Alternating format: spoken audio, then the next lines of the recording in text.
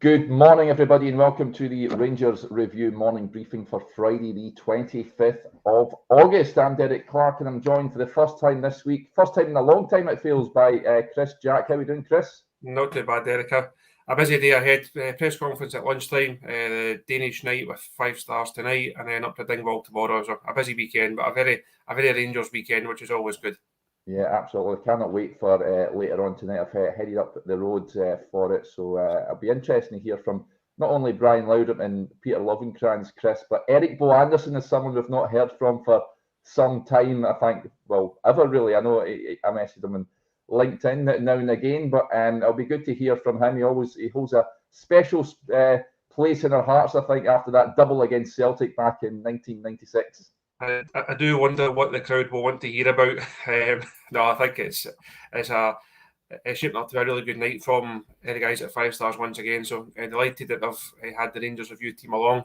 Josh messaged me a couple of days ago asking if I fancied it, and as well as it's going to be a late night and an early start, but certainly worth it to see the guys who have contributed so much to the club over the years and have got so many fantastic Rangers moments.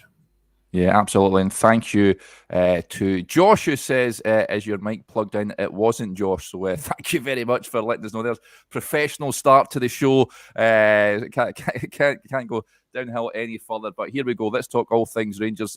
Chris, of course, as you mentioned, big game tomorrow. Rangers heading up to Dingwall. As he mentioned, folks, the press conference will take place around about lunchtime this afternoon. We'll hear from Michael Beale and whatever player is put up for the press. It's a huge game, though, Chris, and off the back of Wednesday night.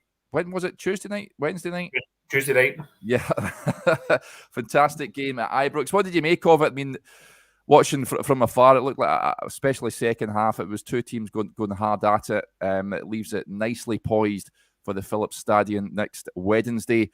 I wouldn't rule Rangers out. I think the pressure is well and truly on PSV going into that one, but certainly the performance gave a lot of optimism going forward that this team is starting to gel.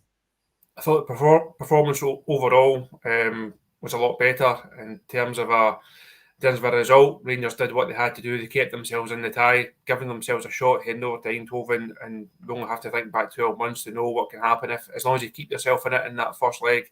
Rangers will certainly fancy their chances going over there, and hopefully a repeat of that win over there from 12 months ago. The overall performance was good.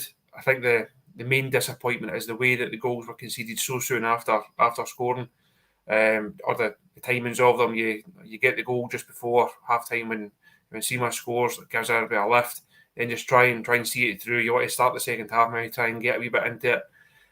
You then get a second goal, and then you also concede in a fairly poor manner after that as well. So I think that will be one of the biggest frustrations for Michael Beale, that Rangers couldn't establish a real period in the game, give themselves a lead, put even more pressure on PSV, maybe ask different questions of them. But I think Rangers certainly showed enough on the night to suggest that they can score in Eindhoven. It comes down to where they can keep PSV at bay, because that forward line, it's big, it's powerful, there's a lot of pace in there. They certainly carry a real threat, as it did 12 months ago, has to be said, and Rangers managed to see that out over there. So no, fingers crossed it's going to be another memorable night in Eindhoven for us. Yeah, they've got a good record over there at Rangers at the Phillips Stadium, so hopefully they can keep that going on Wednesday. But as we mentioned, there is a huge game taking place at Dingwall tomorrow. Can you foresee changes with one eye on Wednesday night, Chris? I think the guys asked me this last week when I was on ahead of the Morton game. Is one eye on PSV. I think at this stage it'd be wrong for Michael to make too many. I think the side is becoming a bit more settled. I think it's becoming clearer who the kind of first choice guys are, and certainly from middle to front. Defensively, they're also a bit short of options. That kind of picks itself. I think middle to front is pretty obvious who the kind of starters are at present. You look at Cifuentes coming in and playing straight away. You also get Danilo and Dessers, but then Sima's taking a claim. So I wouldn't be surprised if there's a couple of changes for the weekend, but I don't think it'll be like widespread. I don't think you'll see like Morton levels of changes with one eye on PSV. And there is an argument to be said that Ross County is a more important game, which when you consider there's 20-30 million pounds on the line, group stage football on the line, and a result that could really kick Rangers on. they really can't afford to do anything silly up in Dingwall and head into the Old Firm game potentially 5 or 6 points behind. So the Ross County game carries its own huge significance, and if Rangers take their eye off the ball, that could have a really costly impact on the Premiership title bid. So I don't think we'll see Michael taking too many chances up there on Saturday afternoon. None do I think go up there, get the job done, and get back down the road before looking to the game on Wednesday night. Let's get to a few of the comments coming in. First of all, let me address this. Marcus says, "Morning, Derek. Looking at the background, are you in a Glasgow hotel?" And I'm not. I'm in my mum and dad's up here in Hamilton. Obviously, we've got the night later on in Glasgow, the Danish evening. So hot-footed up from Warrington last night. Ian Thompson asks, is Johnny Mack making an appearance on the pod again? He will, Ian. He's just very busy with other things at the moment, but he will be back on at some point in the future, so do not worry about that. In terms of news that broke yesterday, just when we were coming off air, Chris, Nnamdi Othobor has had his contract terminated at Rangers. He still had 2 years left on his deal. There's been a mutual termination. A club statement read, Rangers can today announce that the club and Nnamdi Othobor have mutually agreed to end his contract. The midfielder who joined Rangers at the start of 2021-22 season has opted to pursue a career elsewhere. Everyone at Rangers wishes Nnamdi all the very best of luck for the future. Of course, he was unable to play for the first team after a serious heart issue was discovered following his move to Ibrox. A real crying shame since he joined from Bournemouth alongside Jack Simpson. If you can have your minds back, February 2021 when he signed that pre-contract. By all accounts, I spoke to a number of his former teammates at Bournemouth and at Wycombe Wanderers, where he was on loan, and he said he was a right good signing. He'll be a brilliant player for Rangers, and they could potentially see him playing in the English Premier League in not too distant future. It's just been a real unfortunate time for him, Chris, hasn't it? I think we wish him all the best going forward. I wonder where he'll end up, but yeah, crying shame we never seen him in a Rangers jersey. Ultimately, the most important thing is Nnamdi's health. And I know there's been frustrations amongst the fans about there's a lack of updates for 2, 3, 4 months, even longer at times. People also wanted to see him. I think it became obvious about a year or so ago, maybe even longer than that it just wasn't going to happen for him at Rangers. But over and above all that, it's is he fit? Is he healthy? If his career's not going to be in football, it can be in coaching. If he's going to go down another route, then as the Rangers statement said, I'm sure everybody wishes him well. As a signing, again, when he came in, I spoke to some people down south, and they seemed encouraged by him. Thought that he could be a good player for Rangers. I think at that time it was a risk worth taking in terms of the profile of him, getting him up, having had some good experience down south. He ticked a lot of boxes, and the type of guy that you thought could develop under Steven Gerrard, maybe make Rangers a bit of money down the line. Obviously, once the development came out about the heart condition that he had, that put all that on hold, put all that on the back burner. And since then, it's really just been a case of him doing whatever he had to do to ensure a quality of life and a longevity of life. And if that means not playing for Rangers, then ultimately that's the best course of action for him. So I wish him well. Interesting to see where he pops up and what the future holds for him. Yeah, absolutely. And just on that, Denzel says, I agree, hugs to that point about his health is more important. Suffered myself from an undiagnosed heart condition. Absolutely terrifying. I imagine it would be, Denzel. So, yeah, we all wish Nnamdi the very best going forward in the future.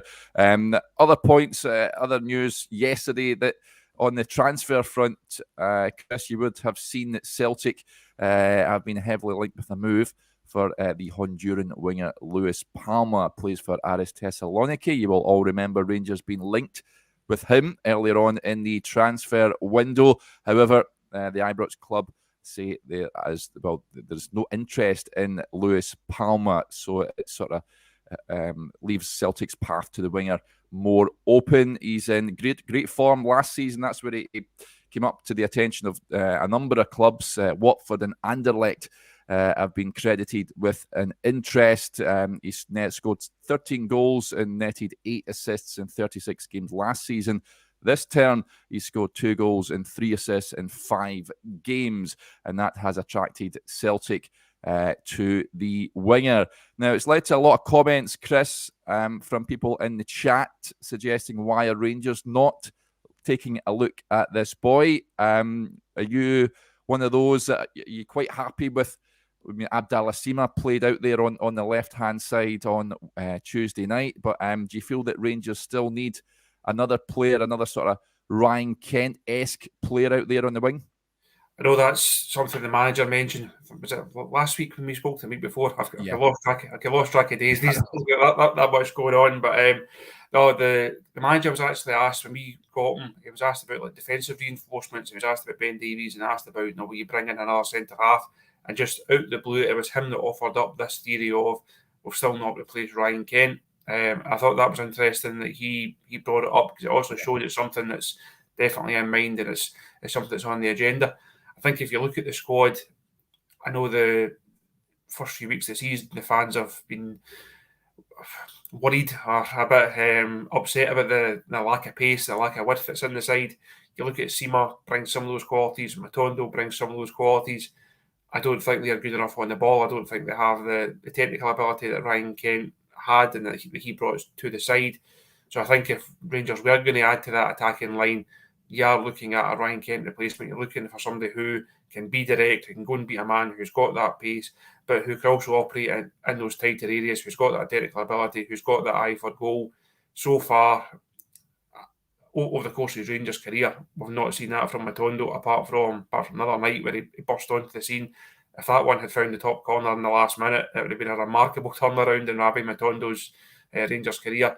Sima, I think, has shown flashes of what he's got, but I'm meant to be convinced that he's got the whole package to come in and really make an impact. So I think that area of the side, if they can go and find somebody that's Ryan Kent at his best, not easy to do, not cheap to do, but I think that would add a different dimension to the Rangers attack. And ultimately, the more options the manager has got, the more guile, the more goals that he can add to that forward line, that's going to stand Rangers in as best a stead as possible for what lies ahead. Yeah, it was interesting, like you say, when Beale did reference that at a press conference recently about looking for a replacement for Kent. I think these guys generally cost a fair bit of cash. But it is an area of the pitch, I think, that many supporters would like strengthened. Scott Swelder raises the point, morning all. Really believe we need a quality wide player. Matondo is improving, but he is a replacement for Sakala and or Wright and is best used as an impact player. Just on Matondo, Chris, people waxing lyrical after his performance on Tuesday, of course, coming on, scored that brilliant goal. I loved it. We did a bit of research yesterday on the website, folks, and I think he started 20 or 15 yards behind the PSV defender and just put on the afterburners to connect with the Cyril Desser's assist, which was one of the greatest passes I think I've ever seen. That lovely just bent round the PSV backline into Matondo's path. What of Matondo? Can he reignite his Rangers career, do you reckon? And does he have a part to play from the start next week? If he can somehow reignite his Rangers career, as I say, it would be quite a remarkable turnaround, because last season I didn't see anything at all to justify the outlay on him. When he first came over, I know a couple of guys that spoke to some people out in Belgium, and they said, look, in the right side, in the right set of environments, this guy's a player. But those environments were not Rangers, because it was, if you've got an entire pitch to run into, as he showed the other night, you can beat almost anybody in a foot race, and that pace will scare defenders. If you know that you're giving somebody a 15-yard start and he'll still beat you to the ball, that's going to obviously play in your mind. How often do Rangers come up against that type of defence, though? You look at domestically, it would be camped in 18, 20 yards from goal. He doesn't have the space to go and beat people like that. So it's hard to see on his current form and what we've seen of him so far. It's hard to see how he becomes a mainstay in a Rangers side that's going for the Premiership title, because I don't think the circumstances often enough will suit his attributes. In certain matches like the other night, and certainly in the away leg, you can see why having somebody with that pace and that directness can be an advantage. It then depends how much quality he's got on the ball once he gets there. So if he can go and beat somebody down the line, does he have the quality to put in 9 great crosses out of 10? Personally, I don't think so, because we've not seen it so far. If he can do it and he can bring something different to the table, by all means, it might save Rangers a transfer fee. If Michael Beale feels that he can coach that side of the game into him, great. But I say it'd be quite something for a guy who everybody would have driven out of Ibrox a week ago. It just shows you how quickly things can turn. Yeah. Well, start at the weekend. Wouldn't be overly surprised if Michael thinks that Seamer's maybe better suited for next week. That could be one of the areas we see a bit of rotation. It would do wonders for Rabbi Matondo's confidence. I know he spoke last week at the press conference about really wanting to knuckle down and prove a point and get himself in the Rangers team and make something of his Rangers career. If he can do fair play, and as somebody just mentioned in the comments there will be a few slices of humble pie being eaten. Yeah, including myself. Although Yes. after that West Ham pre-season game last year, Chris, I was thinking, wow, what the player Rangers have signed here is something special, but it never quite happened for him. But hopefully, we've seen that the turnaround and he can kick on from here. Lots of comments coming in just on Matondo. Ali Fairley Telly says, it sometimes takes a player a season to settle into Rangers. Calvin Bassey is an example. Looks a lot better on the left, which is where he was actually scouted. He won't suit versus a Park bus, though. Absolutely right, Ali. Of course, I mentioned yesterday when I was on with Joshua, that's where he played really well for Cercle Bruges over there in Belgium, over on that left-hand side and cutting in. So perhaps that is the place for him. And as Chris says, could save Rangers a fair chunk of cash if he continues this upturn of form. Aldo wants to start him tomorrow as well. It will be an interesting one. I think Ross County will be... I don't think they're going to have a go a la PSV Eindhoven in midweek. So will the game suit him? Who knows? I think we rode a performance up there from him right enough after running through on goal last season and bluffing his opportunity. So yeah, it remains to be seen what team Michael Beale selects. World's greatest DJ said it was a great point there by Chris on Matondo. And there's a point from Damo as well. I thought some of the things Matondo has done recently has been on Kent's level. Look at what Rabbi did in the Eindhoven box and still got the ball through two players in a close area. Yeah, reminded me a bit of Aribo v Braga, that Chris. I thought he was going to go all the way that, but you do love to see that. No, I think that shows he's clearly got something. No, you can't write him off completely and say he's a completely talentless and worthless football player. That's clearly not the case, and that's been overly harsh on him.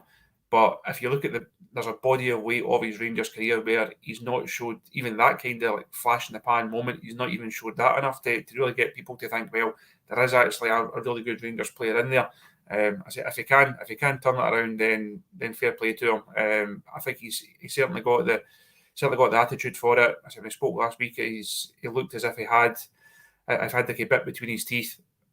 If he can go and do it over the next 6 months, then by all means, everybody that has slaughtered him on videos like this and print and on Twitter and social media over the last 18 months, everybody then has to take a step back and say, look, we were sorry, we misjudged him. But I think he's a long way to go yet. But while he's here, while he's part of the squad, the manager clearly thinks he can bring something to the party. And like every player, while he's in the squad, I'm sure the fans will give him their full backing. Yeah, absolutely. Huge thanks to Fruit Pastel God 208 for the lovely donation. Thank you, buddy. He says, no mucking about tomorrow. Focus on this game. Totally agree. It's as Chris said, it's even bigger than PSV, particularly after losing the opening game of the season against Kilmarnock and with Celtic on the horizon as well. I think it's imperative Rangers come back down the road with 3 points tomorrow. Dave Fulton says, morning everyone. I'll have to have a word with my boss. What making me late again? Yeah, just tell him that you need to leave early, Dave, next time. You'll understand, I'm sure. It's a Rangers Review. It's a most watched show at this time in the morning, I'm sure. And there's a point coming in here from Francis, an interesting one, just on tomorrow and players who could feature, Chris. She says, do you think we'll see Lawrence or Roof playing tomorrow? Of course, Tom Lawrence, great to see him back playing for the B team in midweek against Hampton Accies, scored a beauty of a goal as well. I'm itching to see him back playing for the first team. Kamal Roof is an interesting one as well, of course, left out of the European squad. He will be fresh for domestic matters. I would be inclined to perhaps start him tomorrow, Chris. What do you go along with those two? Are they going to feature in the matchday squad at least? I think the squad's probably as close as they'll get. I know the manager mentioned a couple of weeks ago, it's really tricky to find the avenues to get these guys the game time that they need to actually get up to the level of first team football. I know that the games are really coming thick and fast for Michael Beale's side, but they're that important that you can't really rest MD. You can't drop the levels that far and put somebody in who's maybe not quite there fitness wise. Good to see Lawrence back yesterday. I'm sure that will do him the world of good after that run out against Aggies. I think if he can get in the squad, all going well, and a dream world, Rangers are 3-0 up with 20 minutes to go, and that's the type of occasion we can then go and stick these guys in. If it's tight and Rangers need a goal in the last 15 minutes, and you have Lawrence or you have Hadji or Matondo or somebody that's a bit more established in the squad right now, if you have these guys on the bench, I think they then get the nod over Lawrence and Roofe. It's going to be tricky for these guys to get back up to speed just by the way the schedule is and the way the first team structure is right now. So I think over the course of the season, both of them certainly have the quality to have a part to play. It's just how quickly that process can actually take place. Yeah.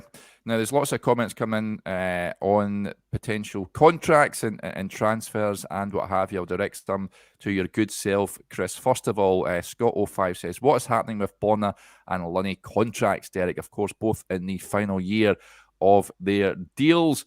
I think Bonner's been pretty good this season so far, Chris. I've been quite impressed with how he's gone about his business. We know that Ridvan Yilmaz, Michael Beale did touch on, he will be training after the PSV game. I think Ross County might come too soon for him. John Lundstram, I thought, did well when he came on as a substitute in midweek. In terms of their contracts, any news? Can you see either getting an extension? Right now, as an imminent, I would highly doubt it because I don't think it's the most pressing bits of business that Rangers will need to do. If you look at what's left of the window, another week or so, there's players to be moved on, or the squad has to come down. You're looking like Yanis Hadji, maybe John McLaughlin. Who knows what happened with Scott Wright? I think there's players there that will still move on just to bring that squad size down a wee bit. In terms of coming in, we also addressed somebody to come in and replace Ryan Kent potentially. I know Araby's still after another centre half and looking to strengthen there as well. So I think those deals will be the most important ones. Once things settle down and you're in this run between the end of the window and like Christmas, you then maybe start to sit down and you can then see where these guys are. I don't think either of them, with all respect to them, are going to be in the situation where come the 1st of January, people are going to be chapping on their door saying, here's a pre-contract, sign it, and then we'll do something, and that's that. I think much like the guys that are out of contract last year, I think Rangers will be fairly relaxed. I think they'll have initial discussions. They'll see where both guys' heads are at, see if they want to stay, and then take it from there. I don't think it's a case of Rangers have to get something done the next couple of weeks because you're going to get to January and you'll lose two hugely valuable assets, and you'll make the same mistake that also made with Kent and Morelos and almost made with Connor Goldson a couple of seasons ago. So I think both have squad parts to play. Bonner, as you said, Derek, I think he's been good so far. Thankfully, because that left back berth is still a problem because we just can't get Ridvan fit enough to get a proper run of games out of him to see if he's actually any good or not, to see if he can actually be the Rangers left back that takes over from Bonner. So I think it's a credit to Barisic that he's been fairly steady. John Lundstram, I think, will struggle for starts, but that doesn't mean to say that in games like the other night he can't play a part. You might see he's one of the guys that comes in up at Dingwall and you maybe arrest Ryan Jack, keep him in mind for PSV and bring John Lundstram back in. So I think both guys will have important parts to play in the squad, but that doesn't mean to say they're that important that with a week to go to the transfer window, you need to go and be sitting down and thrashing out terms with them. If that's something the manager wants to do, I think we'll be probably a couple of months down the line.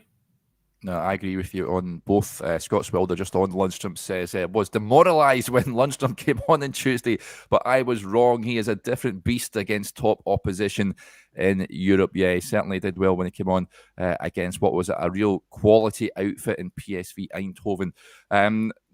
On Glenn Kamara, of course, he's a player that Michael Beale was asked about after the game on Tuesday, Chris, because rumours rife that Leeds United are stepping up their pursuit for him.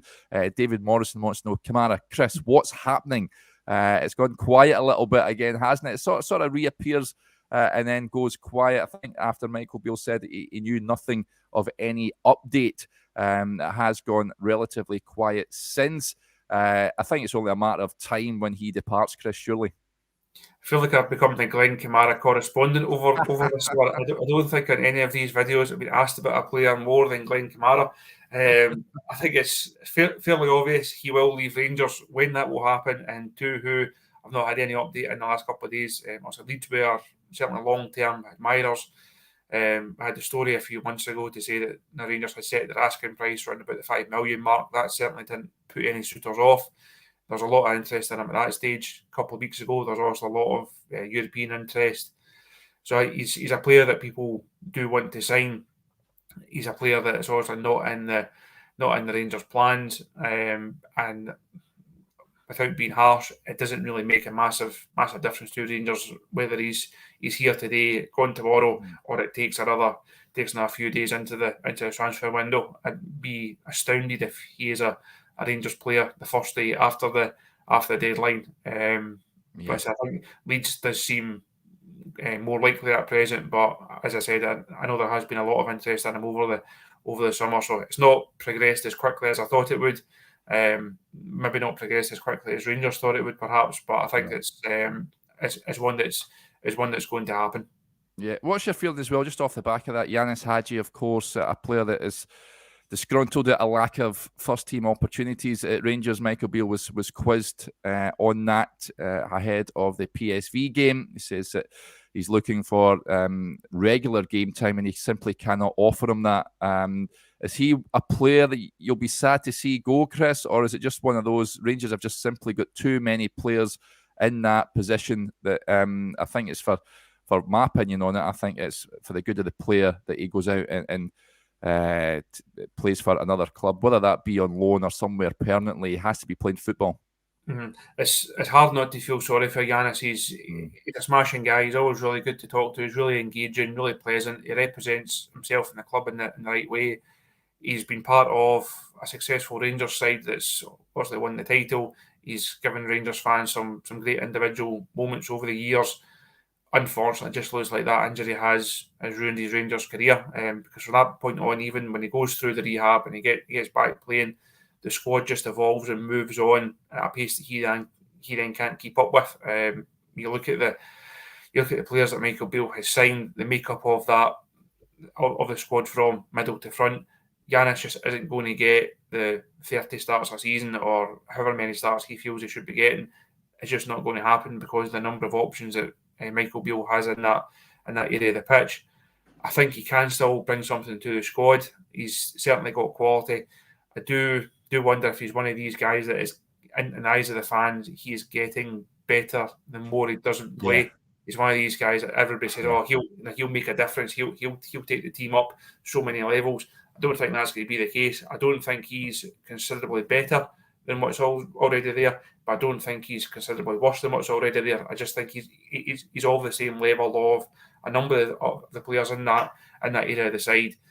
And ultimately that makes him dispensable, because if Michael Beale has gone and signed these guys, clearly rates them, has a relationship with them, and I think unfortunately the Rangers squad has just evolved and moved away from Yanis.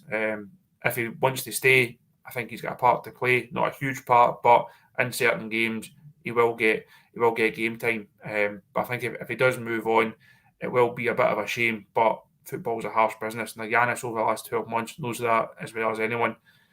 The game waits for no man. Rangers as a club is always more important than any player. So I think if he does move on, he should go with the well wishes of the fans. He's certainly done his bit for the club over the years. He's been a really good signing. But I think it's probably now time for him to move on and go and re-establish himself elsewhere and go and rebuild his career elsewhere. Yeah, I totally agree with what you say there. It will be interesting to see where he ends up. There's a couple of comments saying that Serie A or the MLS might suit him. I think that the clubs in Turkey as well, according to Turkish media, Trabzonspor are keen on Yanis as well. So yeah, one to keep an eye on. Jordy, a Newcastle fan, gets in touch, says, "Love to see you guys in the Champions League soon. You and me both, buddy. Let's hope after the pre-season game, I wouldn't mind a wee trip down to St James's Park later on in the year. But of course, we need to get the job done on Wednesday night. Just before we wrap up, folks, there will be a members video a little later on. Myself, I'll be joined by Ali Bain across the pond over in the good old US of A. So if you want to get your points across, it's a Q&A show, completely driven by your questions. So we'll set up the video. If you put your questions in, then we'll get through as many of them as possible. That will be around about 1:30, 2 o'clock this afternoon. So we hope you can join us for that. Huge thanks to Chris for joining us on the show. Chris, before you go, score prediction for tomorrow. Are Rangers coming away with a convincing win? A convincing win in Dingwall. Do they exist? Have I ever had a convincing win in Dingwall? I'm sure it has happened. Just none of them springing to mind. No, neither. I think they will get the job done. They'll keep the momentum ticking over, and I'll go for 2-1 to Rangers. Yeah, I'll take that. Any sort of win, please, will do nicely. Right, folks, thanks very much for everyone for joining us. Just a reminder, the press conference taking place a little later. We'll have the press conference report and all the reaction from Michael Beale and whatever player is put up for the press as well. So keep your eyes peeled on the YouTube channel for that. And we'll speak to you a little later on. Bye for now.